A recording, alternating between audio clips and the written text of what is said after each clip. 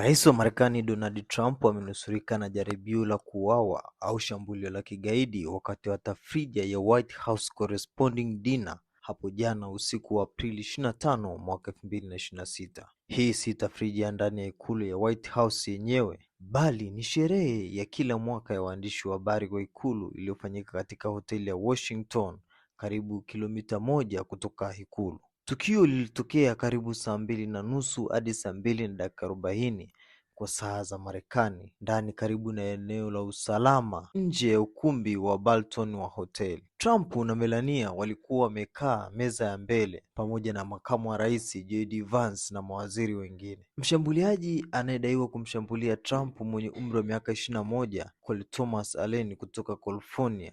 Huyu ni mwalimu na mjenzi wa michezo ya video. Alikimbia kupitia checkpoint ya usalama akiwa na bunduki ya shotgun, bastola na visu kadhaa.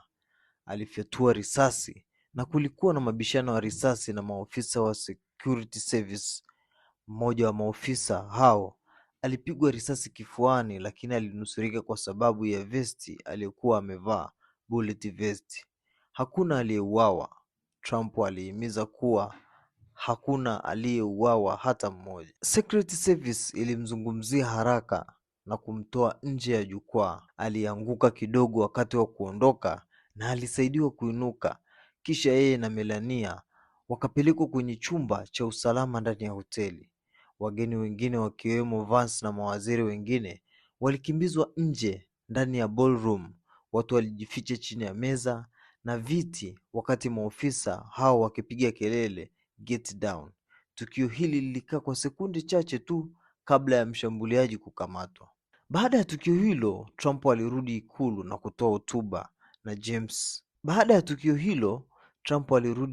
kutoa hotuba ambapo press conference alisema kwamba anafikiri sauti za risasi ni tray ya vyombo vilivyoanguka, na alimsifu Secretary Service kwa kazi yao ya haraka. Alitaka kurudi kuendelea na tafrija, lakini usalama walimzuia. Mshambuliaji alikamatwa na yuko hospitali chini ya ulinzi.